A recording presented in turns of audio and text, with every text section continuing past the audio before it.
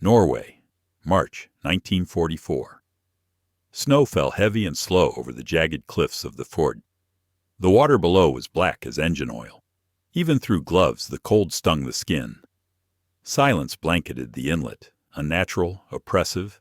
No gulls, no waves, just stillness, as if nature itself held its breath. This fjord didn't exist on any British map. It was cut into the stone by German engineers with obsessive precision. Camouflaged entrances, internal docks, anti-diver nets.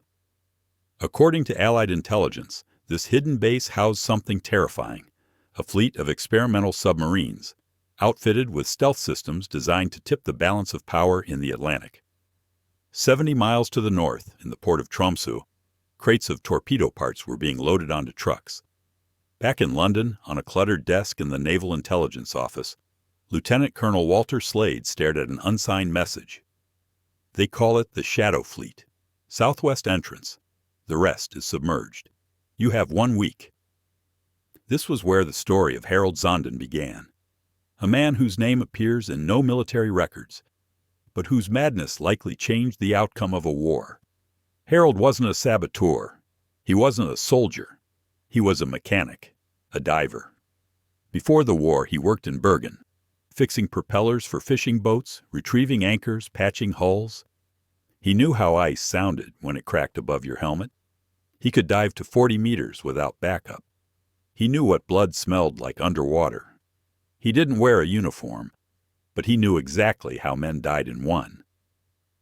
In the spring of 1943, after a bombing raid on a supply depot, he rescued a trapped naval diver using a self-rigged line and welding torch. That's when the British took notice. "This damn Norwegian isn't a man," said Captain Hudson, Royal Navy engineer. "He's a winch with lungs." It was Hudson who quietly recommended Zonden for a mission so off-book it didn't technically exist. Harold's personnel file was brief. Age, 34. Education, incomplete technical. Eyesight, poor above water, perfect below. Skills: welding in extreme conditions, deep water salvage. Chain of command: follows logic over orders until one breaks. Lieutenant Colonel Slade hated improvisation. He was all paper, rules, and polished boots. But when he met Harold, a grease-stained, frost-covered mess in a foul-smelling suit, he said, "We've got 3 men, 1 map, and 48 hours. If you can go into this hell and come out alive, I'll never speak to you again." "And if I don't come out?" Harold asked. "Then I'll swear I never heard of you." "Perfect," Harold replied, pulling on his gloves. They reached the fjord at night. Snow dampened even the sound of the outboard motor. A small wooden boat shook with the weight of metal gear. Harold didn't speak. His only companion was Fridtjof, a mute resistance courier and former carpenter, tortured by the Gestapo. He carried an old rifle and no illusions. Far ahead, the cliffs opened into shadow. To the left, what looked like a dead end.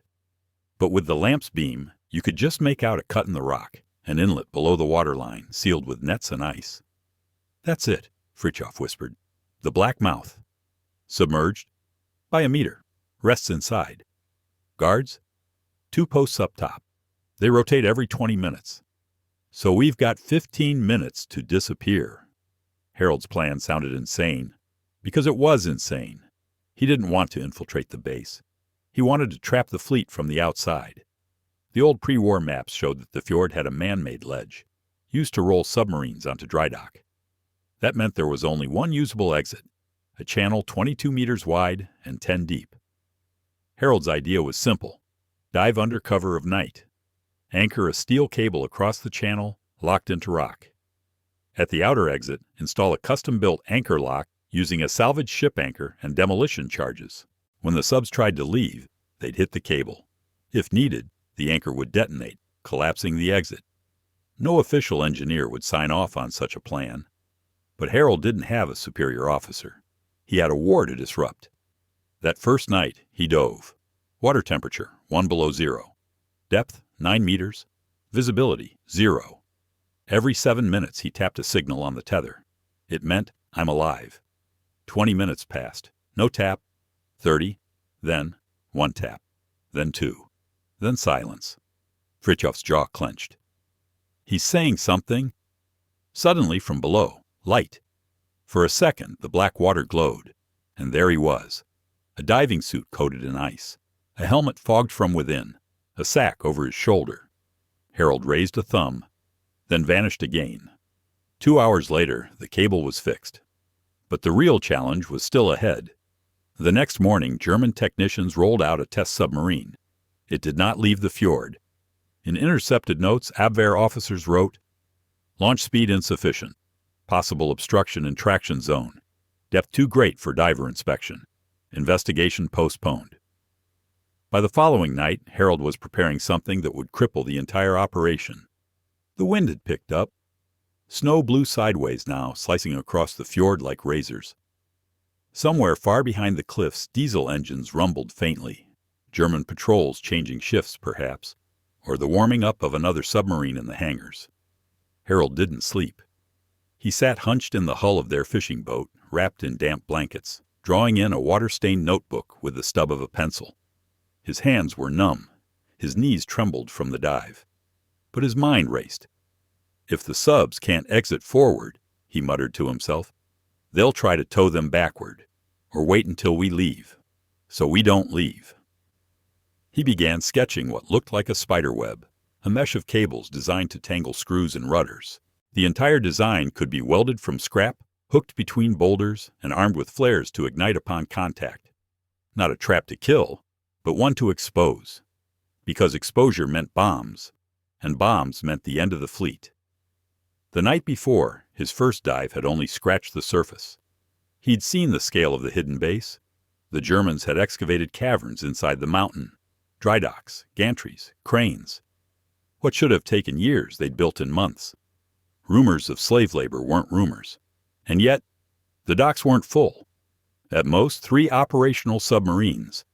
Others were mid-assembly, hulls open, systems exposed. "They're not ready," Harold whispered. "We can finish them before they finish building."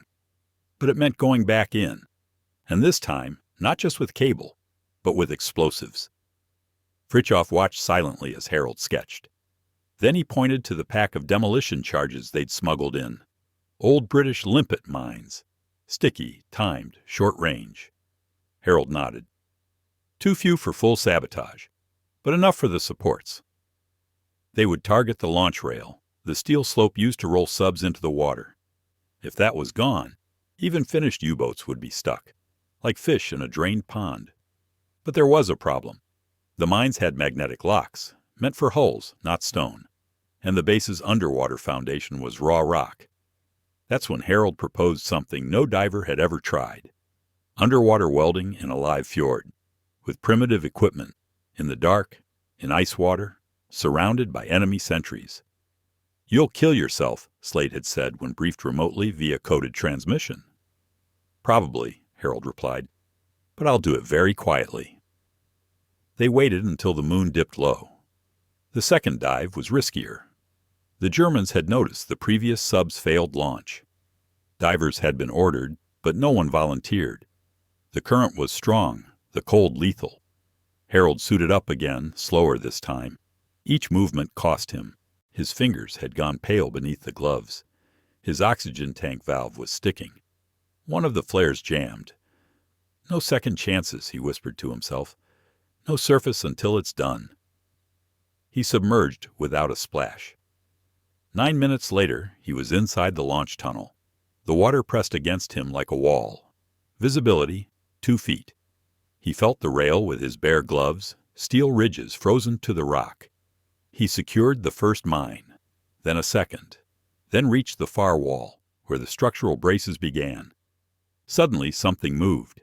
A faint shimmer to his left. Another diver? No. A searchlight, cutting through the water from above. They're scanning the exit. He pressed flat to the stone. For 30 seconds, nothing but his heartbeat. Then silence. Darkness again. He resumed welding. Back on the surface, Fritjof held his breath. They had no signal, no radio, no flares, just time. 21 minutes, 22, no sign. Then, bubbles, and the crown of the steel helmet surfaced. Harold coughed, barely able to pull the mask off. His lips were blue, eyes bloodshot. But he grinned. "They'll roll that sub onto air," he croaked. "Not water." They didn't have long to wait. By dawn, German officers gathered at the edge of the fjord. Men shouted. Cranes spun into motion. The second submarine was being wheeled out, despite warnings. They were trying to launch. Harold and Fritjof retreated into the cliffs, watching from above with binoculars. The sled began to descend. At 30 feet, it jolted. Sparks flew. Then, a flash of orange beneath the waterline. One of the limpets had detonated. The sled broke in two. The U-boat tilted, slid sideways, and smashed into the stone channel wall with a sound like a collapsing cathedral. Chaos erupted. Sirens. Boots on stone. Flashlights dancing. German engineers scrambled to assess damage. But the channel was now blocked, with their own submarine. By nightfall, word had reached Allied command in Scotland. The mission was unofficial, the names unlisted, but the fjord was now exposed, and the RAF was already planning something big. Harold didn't rest. He was back in the boat, checking oxygen tanks, sharpening welding rods. Fritjof gestured a question. "Another dive?" Harold looked at the fjord, now a frenzy of activity, lights and guards everywhere. He nodded. "One more," because the trap wasn't finished yet, and Hitler's secret fleet still had one final way out. But not for long. They had sealed the main launch rail. They had blocked the outer channel with steel cable. But there was one thing Harold hadn't counted on: the backup gate. 2 days after the failed submarine launch, British listening posts intercepted a coded transmission. Emergency preparations underway. Secondary route to be cleared. Fleet must be evacuated within 72 hours. The fjord had a second exit, narrower, hidden deep inside the cliff system. It had been carved decades earlier for drainage. Now the Germans planned to blast it open and tow the subs out, one by one. It was the last card in Hitler's hand. If even one U-boat made it into the North Sea with stealth propulsion and acoustic cloaking, convoys would burn. Supply routes would rupture. Allied command knew it. So did Harold. Fritjof stood over the radio, finger-tapping the intercepted message. Harold stared at the map of the fjord. He'd drawn it himself, by memory, after each dive. He traced a narrow channel near the east ridge, barely 10 meters wide. "Here," he muttered. "They'll go through here. It's shallow, rocky, but possible." Fritjof gestured. "Too small for mining?" Harold nodded. "Too narrow for aircraft. Too unstable for demolition charges." But there was one thing they hadn't tried: collapse. Harold's new plan was simple in theory and suicidal in practice. The side tunnel sat under a frozen ledge. If they could plant charges inside the rock, above, not below, it could cave in. Flood the tunnel. Cripple the escape. But the only way to do that was from inside the cliff. No diving this time. They had to climb. That night they hiked. Ropes, picks, a box of explosives, and a single carbide lamp. The ridge was steep and jagged. Ice formed knives along the edge. Harold slipped twice. Blood soaked his sleeve. But he kept going. At the top, they found the ledge. A hollow overhang, frozen solid, but fractured. Harold pressed his ear to the ice. Beneath him, he could hear metal clanking. Echoes. Work crews inside. "They're rushing it," he whispered. "They'll clear the tunnel by morning." They had one shot. Fritjof drilled as quietly as possible. Harold wired the detonators. The wind howled around them like a banshee. At 3 a.m., the final charge was set. Harold placed a note in a small oil canister and hammered it into the snow near the ledge. No signature, just 3 words, scratched in grease pencil. "Close this mouth." Then they descended. They were 2 kilometers away when the blast went off. A rolling thunder echoed through the valley. The ground shifted. Rocks tumbled. And then, nothing. For 2 whole minutes, the world held still. Then came the sound they'd been hoping for. Water, rushing, pouring, flooding downward into stone. The tunnel had collapsed. At daybreak, German officers gathered at the fjord entrance. The main channel was blocked. The launch rail was destroyed. And now the last exit had drowned in debris. The Shadow Fleet was trapped. On March 12, 1944, RAF bombers flew over the fjord. They dropped over 120 high-explosive payloads in 6 minutes. The hidden base was shattered. What was left of the prototype submarine sank beneath the fjord, never to be recovered. Historians later dubbed it the raid that never officially happened. No Allied casualties were recorded because no Allied soldiers were there. Only 2 men, 1 radio, and a notebook full of drawings. Fritjof disappeared into the resistance. Some say he helped sabotage rail lines in Sweden. Others believe he was killed weeks later during a Gestapo raid. Harold? He didn't go home. He headed east toward Finland, smuggled through forests, joined a repair crew in Murmansk, spent the rest of the war fixing broken propellers in frozen docks. He never mentioned the fjord. When asked why he limped, he just said, "Slipped on ice, hit a mine, lost a war. Take your pick." It took 40 years for the Norwegian Defense Ministry to confirm the existence of the secret base. It took 50 more for anyone to connect it to the diver with the torn gloves and burned hands. His notebook was found in an attic in Bergen. Inside, maps, sketches, and one simple phrase repeated over and over. "You don't always need to sink the fleet. Sometimes it's enough to seal the doors." The war moved on. The fjord was gone, buried beneath rubble, fire, and 50 meters of glacial water. But questions remained. For years, Allied command had no official report, no name, no mission file. Only a few intercepted German messages, vague mentions of infrastructure sabotage and internal collapse. In London, the file was closed. Unexplained structural failure. Case, archived, operators unknown. But the story wasn't over. Not for one man, not for the diver who vanished. Bergen, 1947. 3 years after the sabotage, a ship mechanic named Emil Nilsson walked into a local hardware shop. He asked for welding rods and steel cable, then noticed something odd. The man behind the counter, in a patched-up work coat with stiff fingers and quiet eyes, looked familiar. Too familiar. Emil stepped closer. "Harold?" The man didn't answer. "It's you. I was in Tromsø. I saw your face on the harbor board. Missing since 1944. Still silence. Then the man looked up slowly. "People like us aren't missing," he said. "We just stopped being looked for." He refused to talk about the war. Not to journalists, not to neighbors, not even to other divers. His face had changed. One side had burned scars. His right hand barely closed. He walked with a limp. He never wore gloves, only thick bandages. He lived in a boathouse near the edge of the harbor. No telephone, no letters, no visitors. He worked on broken engines, fixed fishing lines, repaired ropes. To most, he was just another damaged soul from a war full of them. But he kept building. Late at night, lights flickered in his shed. Neighbors reported the sounds of grinding metal, hissing gas, and hammering. A schoolboy once peeked through the window. "It looked like a steel spider," he later said. "Giant arms, hooks, like a machine made to grab the sea." No one knew what it was. No one asked. In 1952, a British naval attaché visited Bergen for routine inspections.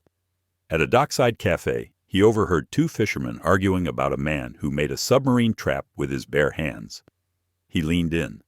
"Trap?" he asked. One of them nodded. "Old diver. Worked with resistance. Said he blocked a fleet years ago. Blasted a fjord shut. Never explained how."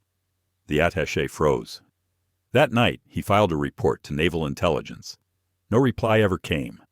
In 1963, the Norwegian Navy commissioned a new salvage vessel. It needed a name. Among the proposals was Sonden. The committee rejected it. No such person confirmed. Likely myth, possibly Soviet fabrication. The name was erased from records, again, but not from all of them.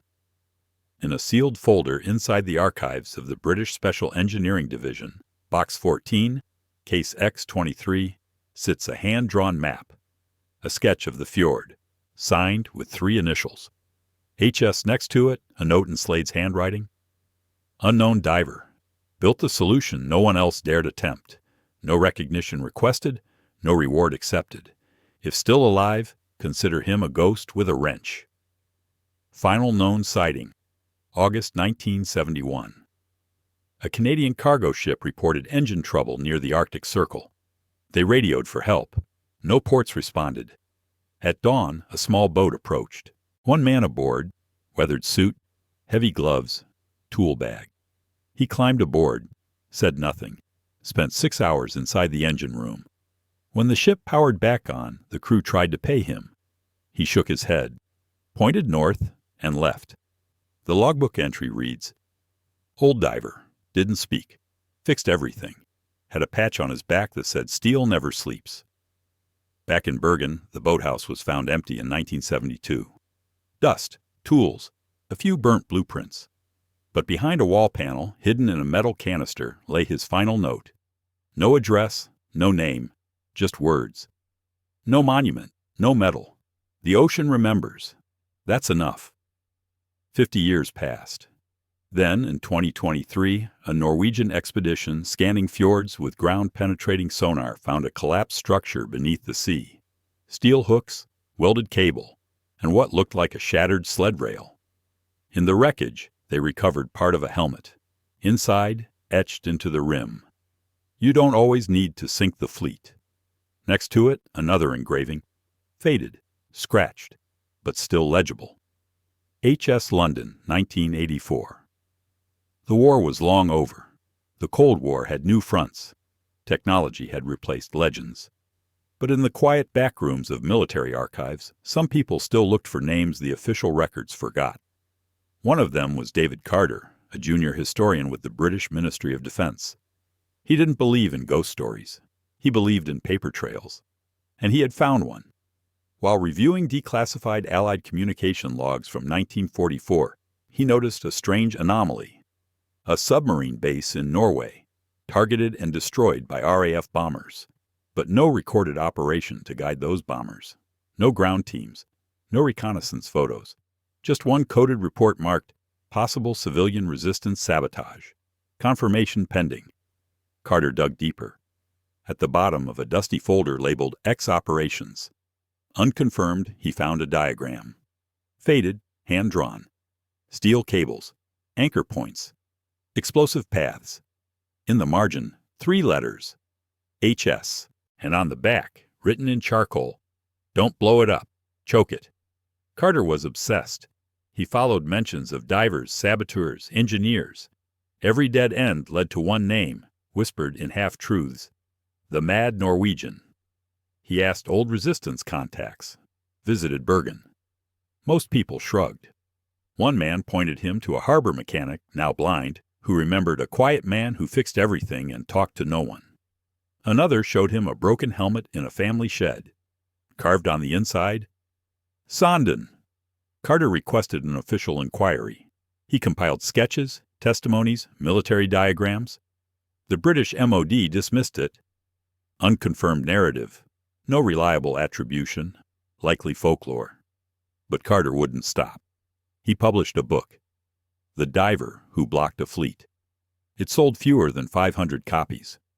But one of them landed on the desk of a retired RAF pilot named Louis Granger, who had flown over that fjord on March 12, 1944. Granger had always wondered how they'd found the base. There'd been no brief, no mission details, just coordinates scribbled on a torn page. Granger contacted Carter. He mailed the original flight order. In the margin, next to the coordinates, was a note. From contact HS local asset, no return expected. Suddenly, Carter had more than theory. He had proof. In 1985, he delivered a presentation to the Royal Naval Historical Society. His thesis was simple. One man, likely a civilian diver with mechanical training, executed the most effective solo sabotage of Twig. He did not act for fame, money, or country. He acted because the fleet had to be stopped, and no one else could stop it in time. Silence followed, then applause. Polite, restrained, academic. But something had shifted. Over the next decade, more fragments surfaced. A Canadian sailor recalled an ice-eyed ghost fixing their propeller in '71. A former MI6 courier found a coded message referencing a steel spider in the fjord. A deep-sea scan located what looked like structural sabotage at the exact point Carter predicted. Piece by piece, the myth became history. In 1998, the Norwegian government declassified resistance communications. One entry dated March 8, 1944, stood out. It read, "Local diver HS requests no extraction, mission incomplete, believes damage alone not sufficient, intends to seal secondary route, requests final broadcast in case of death. The ocean remembers." That same year, a memorial was quietly approved, not in a museum, not in a city, but at the edge of a remote fjord near Tromsø. A bronze plaque, bolted to stone. No statue, no names, just words. In honor of the unknown engineer who sealed the deep. No orders, no medals, no grave, only steel. In the years that followed, the legend grew. Divers came from around the world to swim the wreck site. Engineers studied his cable schematics. One NATO training program now includes a course nicknamed the Sonden Method, emphasizing improvisation, minimal resources, and tactical design under pressure. Carter passed away in 2009. His final note in the margin of his original dossier read, "He didn't dive for glory. He dove so no one else would have to." Back in Bergen, the old boathouse was sold to a young couple. While renovating the walls, they found a rusted locker buried behind insulation. Inside, a pair of diving gloves, a tattered sketchbook, and a single line scratched into the metal with a nail. "Still here, still watching." A new instructor had just arrived to teach unconventional sabotage tactics. A former naval diver, he opened his first lecture with an unusual phrase written on the chalkboard, "Steel never sleeps." The cadets chuckled. Some took it for a motivational slogan, but the instructor continued. This was the signature left by an anonymous diver who blocked the only active launch route of Hitler's prototype U-boat fleet, alone, underwater, with a welding torch and 2 hours of oxygen. "What was his name?" one student asked. "We don't know," the instructor said, "but we know what he did." That phrase, "Steel never sleeps," began to show up across NATO training simulations, deep-sea engineering courses, and naval comms units. It became an unofficial motto among divers. Not about vigilance, about legacy. Because steel, once bent by a human hand with purpose, remains bent, long after the hand is gone. In 2011, a French expedition near the Arctic Circle discovered remnants of a sunken steel device embedded into stone. It was heavily eroded, overgrown with algae and coral. But parts were still visible. Cut cable fused to rock, a broken torch, and a flat steel plate welded to a boulder. On that plate, an engraving. Not elegant, just scratched crudely by hand. No god, no flag, just force and friction. It was the same handwriting as sketches found in Bergen. The ocean had kept the artifact. The water had sealed the signature. But history was catching up. By then, researchers had compiled over 30 independent sources referencing an unnamed diver. Resistance runners calling him the Ghost Welder. German logs listing unexplained underwater obstructions. Naval wreck teams describing patterns of sabotage that could not have been random. Each was a brushstroke, and together they painted a figure more myth than man. But there was one thread still loose, a final unverified report. Stavanger, Norway, winter 1975. A young Coast Guard officer named Ingrid Mikkelsen responded to a distress signal from a fishing trawler caught in the ice. She found the boat adrift, its engine dead, no radio. But aboard were two things, a cabin full of tangled metal and a journal.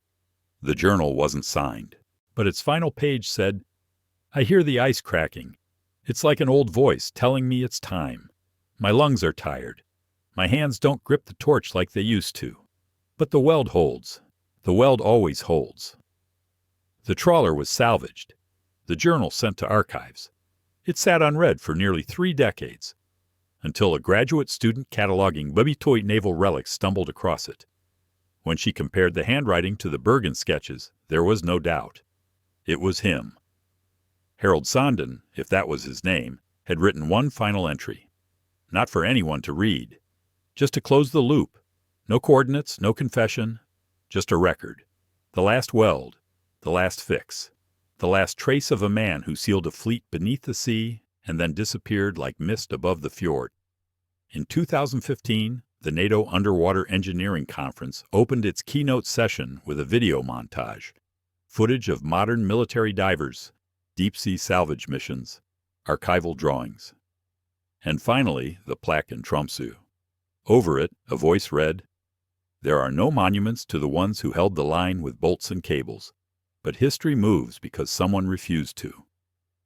A final slide appeared, the only known photo believed to be of Harold, grainy, black and white, mid-1940s.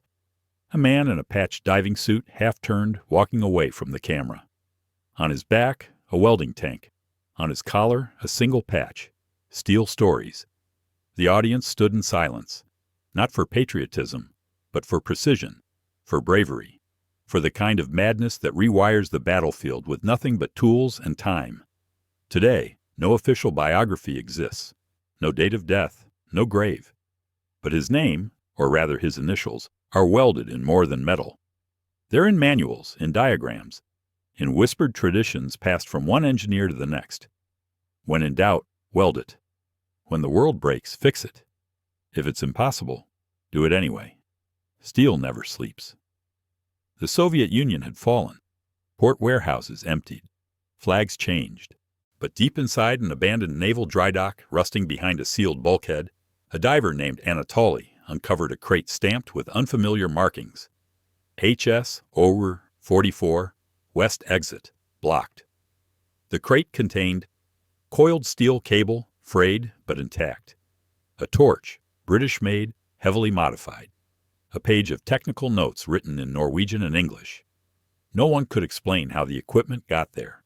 No transfer records, no wartime manifests. Just one theory. Someone had sent it east, in case it was needed again. In 2004, that crate was moved to the Norwegian Armed Forces Museum. It remains unopened, intentionally. A small sign beside it reads, "Preserved by request. If it worked once, don't question it. Steel remembers." Around the same time, researchers examining Allied submarine losses during WWP noticed an anomaly. In spring 1944, no U-boat launched from the Tromsø corridor reached open water. Not one. Several were delayed, others lost to unknown obstruction. But not a single vessel deployed from that region succeeded. One after-action report simply stated, "Southern fjord inaccessible. Entry compromised. Evacuation halted." That report was signed by K. Dönitz, admiral of the German submarine fleet. His notes included a single marginal comment. "Sabotage assumed. Enemy agents unclear. Delay fatal." London, 2006. An independent documentary team was preparing a series called Forgotten Frontlines. Episode 4 was meant to be about sabotage in Norway. But the deeper they dug, the more one man's story overtook the narrative. No metals, no command structure, just cables and silence. They called the episode "The Diver Who Didn't Wait for Orders." It aired once, then was quietly pulled after pressure from multiple intelligence agencies citing inaccurate attribution. But leaked footage later resurfaced online. In one frame, you see a weathered notebook. Its final page reads, "You don't need to command a fleet. You just need to outlast one." From that point forward, a pattern began to emerge. Military engineers, civilian contractors, salvage divers. Across decades and continents, they kept referencing the same ideas. Improvised structural sabotage, deepwater welding in combat zones, precision under pressure, and always, the cables. Some called it the steel line method, others the ghost grid. But those who knew, they called it the Sanden principle. In 2018, the Royal Institute of Naval Engineering held a centennial symposium. Among the keynote talks was one titled, "One-Man Engineering, Tactical Solutions from the Field." The speaker, a field commander from a NATO rapid deployment unit, opened with a photo. A rusted steel hook welded into glacier rock buried 60 meters underwater. He said, "We don't know who put it there, but it's still holding, 74 years later." The room was silent. Meanwhile, a growing online community had taken root. Divers, engineers, historians, trading documents, stories, recovered fragments. They called themselves the Welders Line. Their motto? No orders, no names, just work.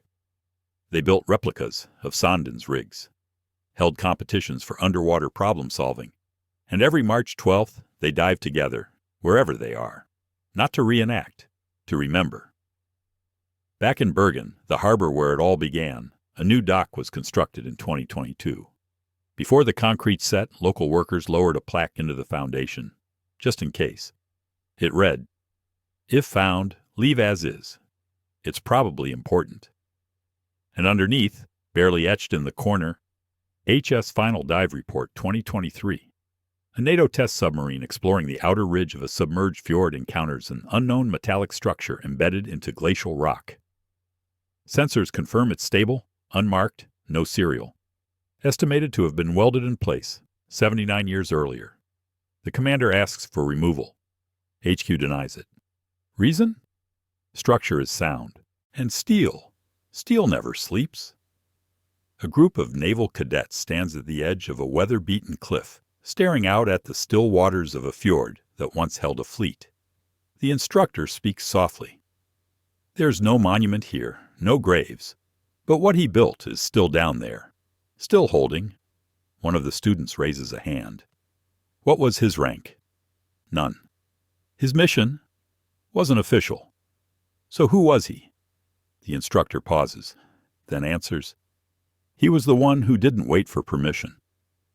79 years earlier, in that same stretch of water, a single diver welded steel into stone, blocking Hitler's last chance at turning the war in the Atlantic. He didn't lead an army. He didn't pilot a plane. He didn't wear a uniform with medals. But he held the line. Long enough, just long enough. His real name was never confirmed.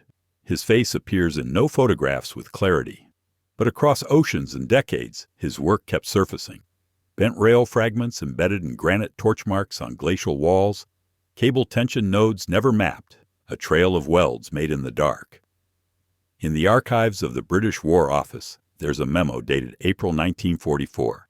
It's unsigned, likely smuggled in through unofficial channels. It contains only 2 sentences. Base compromised, fleet trapped, not by force of arms, but by one man who knew how metal breaks. Below it, the initials, HS. His legend survived not because he wanted it to. It survived because results leave residue. No matter how quietly you work, no matter how deep you dive. If you change the outcome of a war, history eventually catches the sound, even if it's just the faint hiss of a torch underwater. 2025 Bergen Naval Archive. A new exhibition opens titled Steel Stories, Unwritten Battles. Inside a glass case sits a rusted diving mask, a spool of cable fused to iron, a notebook opened to the final page. On that page, I was never the hero. I just stopped something worse from happening. If anyone remembers me, make sure they understand this. I didn't do it for a country. I did it because I could. That's all. Next to it, a smaller card, added by the curator. He wasn't built for war. He was built for solving the kind of problems war creates. Steel never sleeps, because it doesn't need orders. It doesn't need glory. It just needs hands. Hands willing to get cold, to get cut, to be forgotten, so something else doesn't fall apart. And somewhere beneath that fjord, those welds are still holding. No fanfare, no flag, just tension and quiet. Exactly how he wanted it.